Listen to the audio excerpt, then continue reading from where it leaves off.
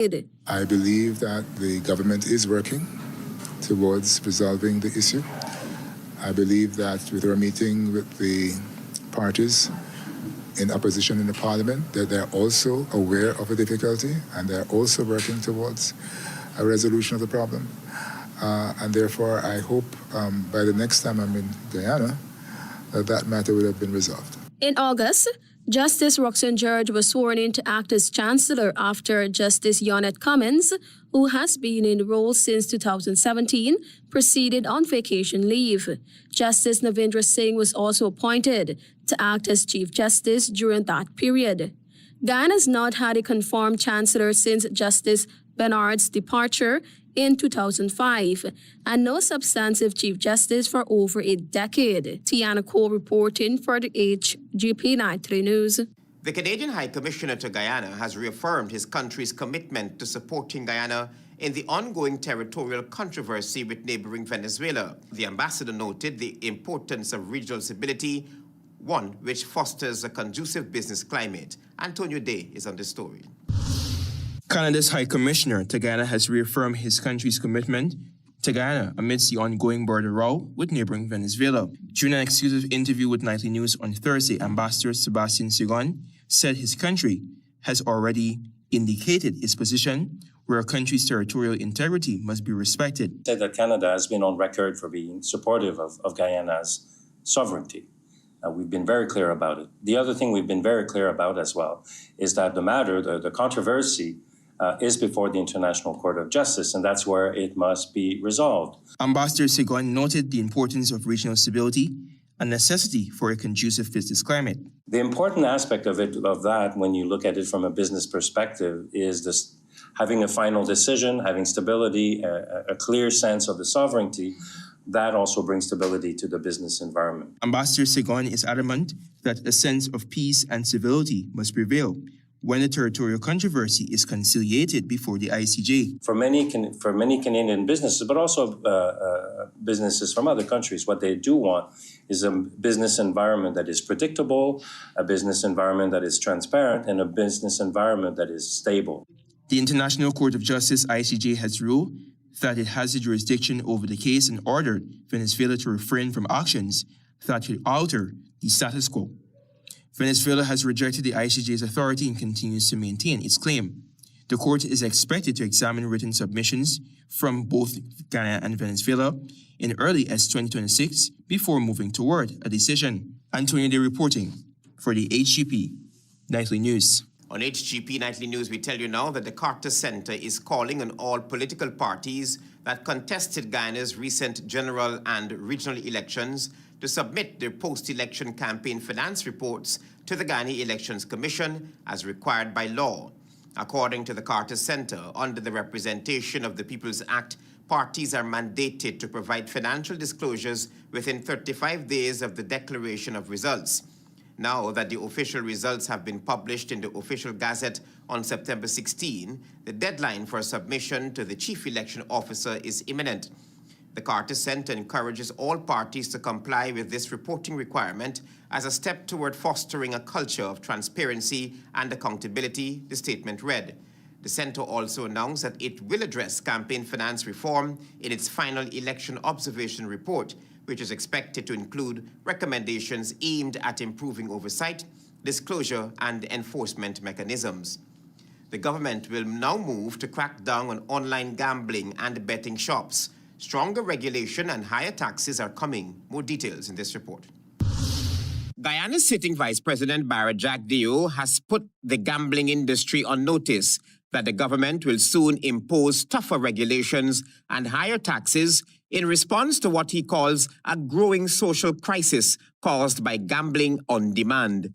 At a press conference on Thursday, Mr. JAGDEO said gambling has moved far beyond casinos and entertainment hubs and is now reaching directly into homes through mobile apps and small betting outlets across the country. So expect stronger regulation in this area and appropriate taxes. Also blaming the issue on a very liberal licensing and taxation policy, Mr. JAGDEO reminded that gambling was initially introduced to support the hotel sector as an additional revenue source.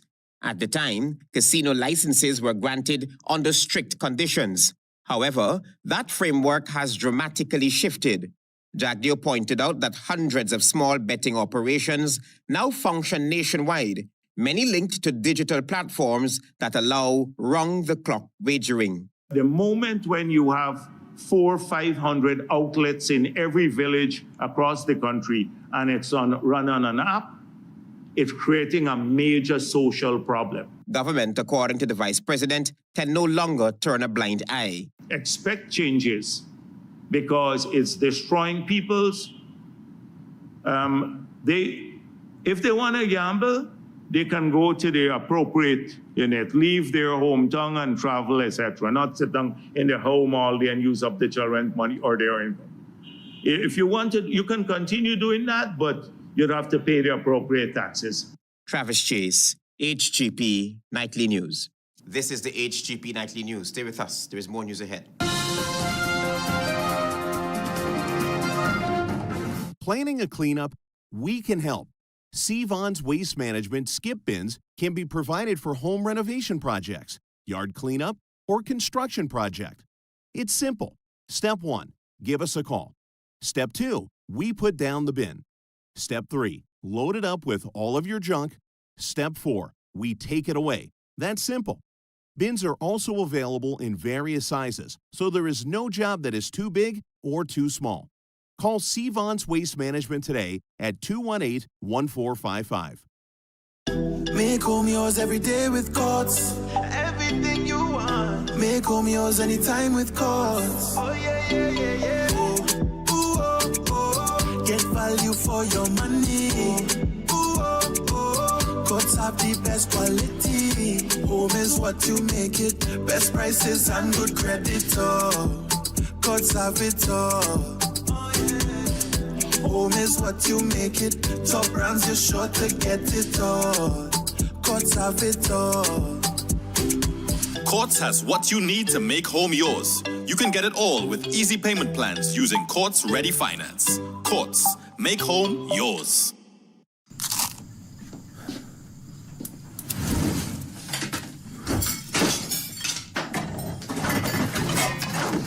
Mom, did you tell him that Danny went to pick up KFC? No, wait a minute.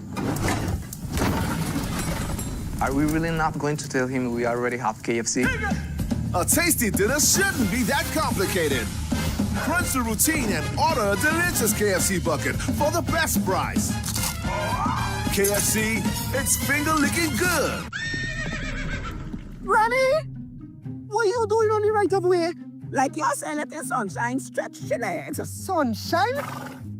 Look, forget I ask.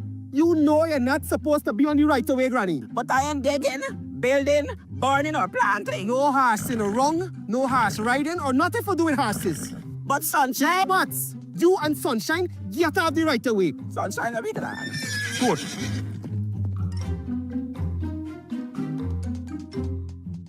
Guyana's oil and gas sector is ensuring safety standards remain top priority.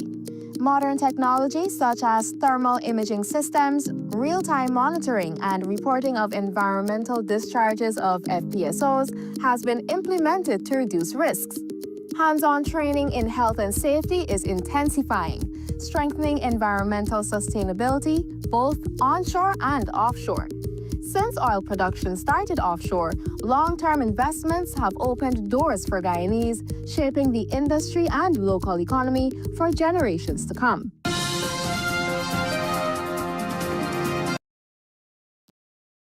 Thanks for staying with us. The Tourism and Hospitality Association of Guyana will be hosting Tapas Rum and Wine 2025, a premier culinary and beverage experience set for October 19 at the Georgetown Marriott. Marvin CHATEAU will tell you more.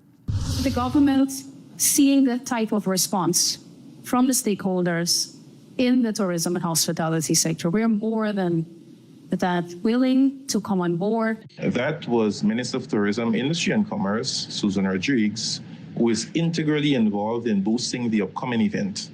Culinary arts include a wide range of skills like food science, nutrition, flavor development, and presentation, and can lead to careers such as a chef, food and beverage manager, or restaurant manager. The Tourism and Hospitality Association of Guyana, THAG, says Tapas Rum and Wine 2025 further expand the already growing tourism brand dubbed Guyana's Beyond. Such as these, which provide a platform to stakeholders in the industry to showcase and exhibit the best that we have in terms of talent, using local ingredients, and elevating the culinary experience. Now in its second year, Tapas Rum and Wine has already established itself as one of THAG's signature events, showcasing Guyana's top chefs, restaurants, caterers, and beverage experts.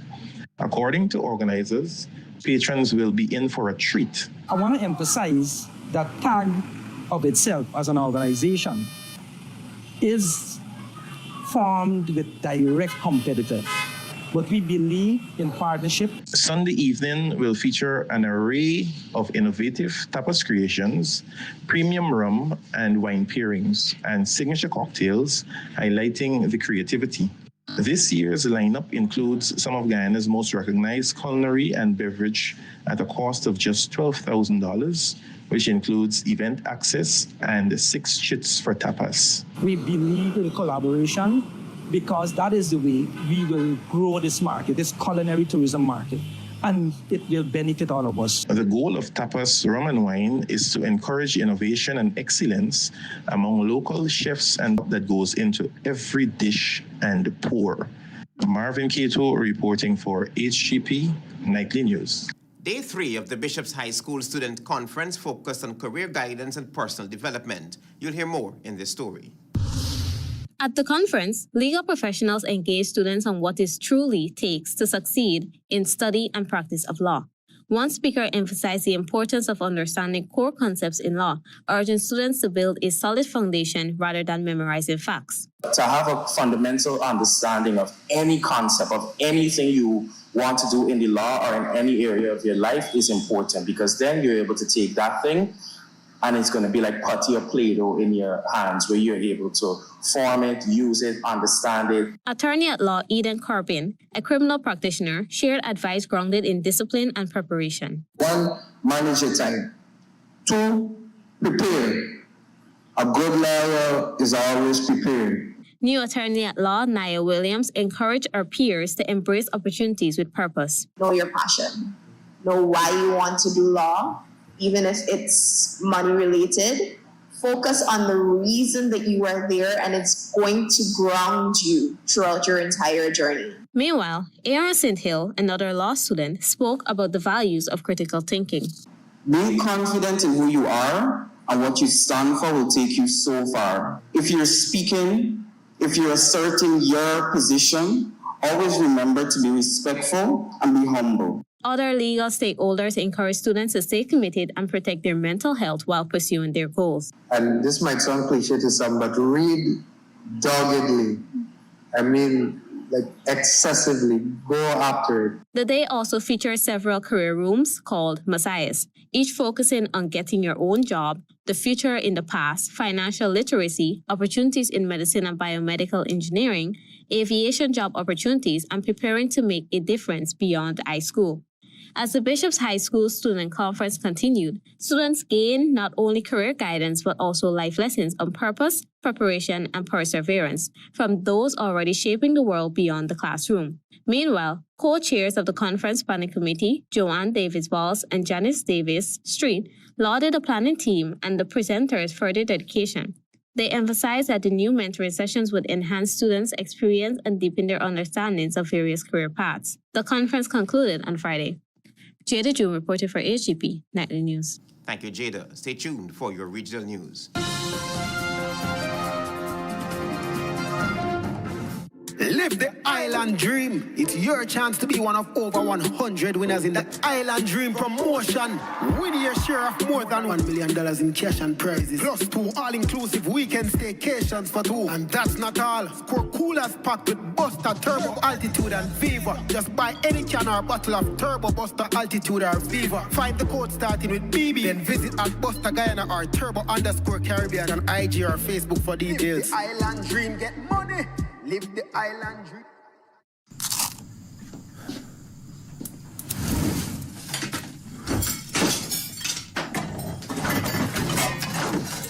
Mom, did you tell him that Danny went to pick up KFC? No, wait a minute. Are we really not going to tell him we already have KFC? A tasty dinner shouldn't be that complicated. Crunch the routine and order a delicious KFC bucket for the best price. KFC, it's finger-licking good. So yeah, I was watching the game last night. Oh gosh, is these Valerie people again? Hello everyone.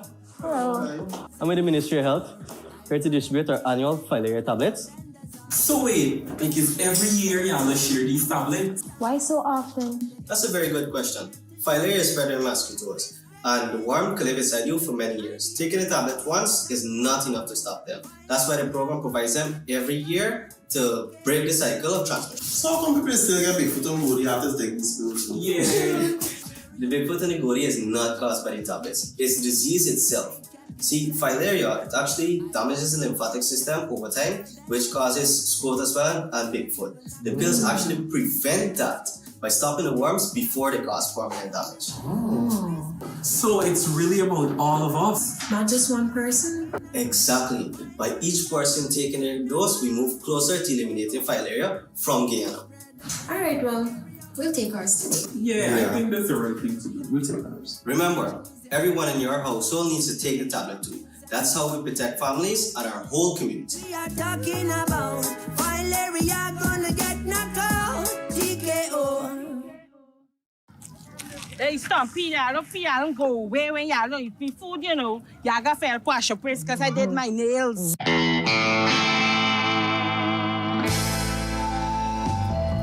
When is somebody about there gonna make a nice cake? Is my good cake on upon the same?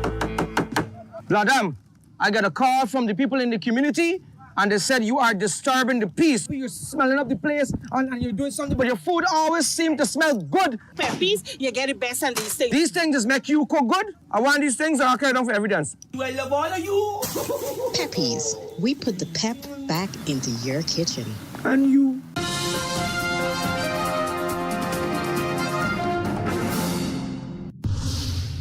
Good evening and welcome to Friday's edition of the Regional News. I'm Antonio Day. We begin with news in the Caribbean. Police investigators are looking at all possibilities as they probe the death of 20-year-old Victoria Brown-Hanley at the University of the West Indies UWI Mona campus on Thursday. According to the police, Brown-Hanley was alone in her room on the 4th floor of the George Allen Hall after her roommate left shortly after 1 a.m. When the roommate returned sometime after 6 a.m., she saw Brown-Hanley lying face down with a scarf wrapped tightly around her neck. The roommate removed the scarf and summoned the campus security. A team from the Mona Police Post also responded, and it was subsequently confirmed that Brown-Hanley of Mandeville, Manchester, address was dead.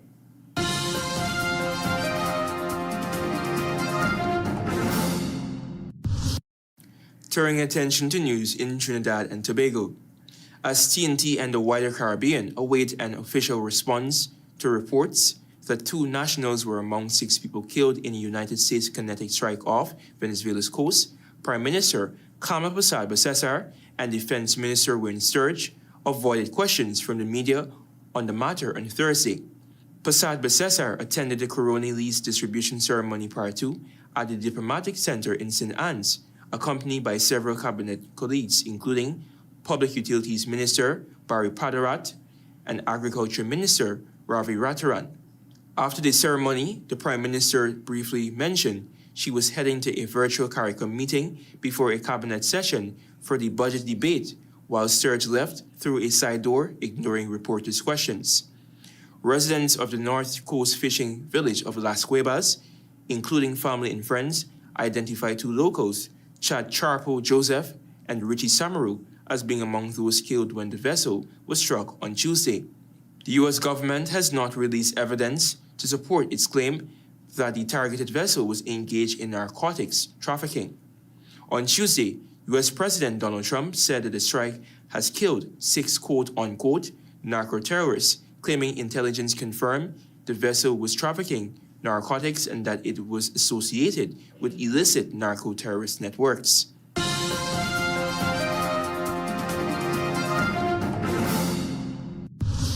And finally, with some international news. U.S. President Donald Trump is set to discuss the potential supply of Tomahawk missiles to Ukraine with President Volodymyr Zelensky on Friday. However, the announcement of a new U.S.-Russian summit has cast doubt on this. Trump mentioned he may meet Russian President Vladimir Putin in Budapest soon, following a productive phone call about the war in Ukraine. His conciliatory remarks has raised concerns about the U.S. support for Ukraine and European fears of capitulation to Moscow. That has brought us to the end of Friday's edition of the Regional News. I am Antonio Day. Goodbye and do have a great weekend.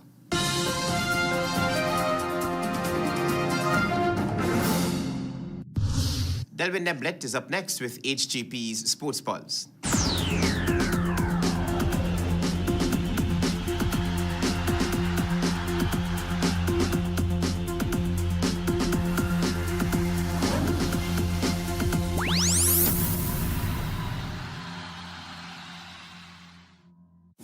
Good evening, Guyana. I'm Delvin Neblet with your HGP TV Sports Pulse for today, Friday, October 17, 2025. We begin tonight with boxing. The Ghana Defence Force Gym have declared their readiness for the upcoming Terence Pool Intermediate Boxing Championships scheduled for October 25 to 27, 2025. Head coach Ian Bancroft has expressed great confidence in his team's preparation despite a few in-house challenges. The GDF Gym dominated last year's tournament, securing titles in the National Novice, Intermediate and Open divisions. The veteran Bancroft firmly believes that his current team has the ability to replicate the gym's success in previous tournaments. This year's championships hold special significance as they are being staged in honor of the late Terence Pool, the long-serving technical director of the Ghana Boxing Association, who passed away in October 2024 after serving the Guyanese boxing fraternity for over 4 decades. Inter-cricket action continued in the Ghana Cricket Board's Queensway Security Inc. Senior Men's Inter-County Tournament 2025 as Berbice took on Essequibo at the Lusignan ground on Thursday. Batting first after being sent in, Essequibo amassed a total of 288 for 9 in their 50 overs on the back of half-centuries from Kevon Booty with a touch 74 and the powerful Quinton Sampson with 55. Kimo Paul added 37 as Thaddeus Lovell chipped in with a stroke-filled 31. Omish Matura picked up 3 for 51, while Kevin Sinclair and Zainul Ramsamy each picked up 2 wickets. When Berbice responded despite an impressive 57 from Tamani Caesar, they were bowled out for just 170 in 39.5 overs as Gulcharan Chulai was destructive with the ball, picking up 4 for 48, inclusive of the important wicket of Kevin Sinclair caught on the boundary by Kimo Paul for 27 after striking back-to-back sixes. The experienced Anthony Adams also picked up 3 for 48 as the men from the Cinderella County secured a well-deserved 118-run victory over the ancient county. Senior men's inter-county action continues this weekend as Essequibo take on the GCB Select 11 at Lusignan on Saturday and Berbice take on defending champions Demerara at the number 69 ground on Sunday. Moving into football, action resumed in the Georgetown Football Association Senior Men's League 2025 with 2 fixtures at the Police Sports Club ground Eve Leary on Wednesday. The first match was a 2-0 victory for the Camptown FC over Ordis FC as player of the match Marlon Bethel shined with both goals. In match number 2, Pele FC outclassed East Velt 3-0 as Orlando Lovell produced a memorable hat-trick. Senior Men's League action continues tonight at Eve Leary with 2 fixtures as the Northern Rangers face Genesis in match number 1 and Black Pearl take on Vengi in match number 2. Also in football, action is set for the penultimate day of the tournament as the Ghana Football Federation's Elite League 2025 continues with 2 fixtures at the National Training Center in Providence on Saturday. The first match commencing at 18 hours 30 features the Fruta Conquerors versus Santos FC, while match number 2 from just about 21 hours will see tabletopper Slingers FC take on the Ghana Police Force FC. And finally, the PETRA organization have scored a major win as RONOCA Concrete Inc. officially joined forces to power the 2025 Republic Bank Under-18 Secondary Schools Football League. At a special ceremony on Tuesday, RONOCA's Padma Sigobin handed over the support to PETRA co-director Troy Mendonca. The Boys Under-18 tournament officially kicks off this Sunday, October 19 at the Ministry of Education ground Carifesta Avenue with a march past at 10 a.m. Meanwhile, the PETRA organization's Pee Wee Under-11 Championship continues this Saturday with round of 16 action at the Ministry of Education ground from 12 hours. St. Pius Primary will take on PETRA Primary in the first fixture.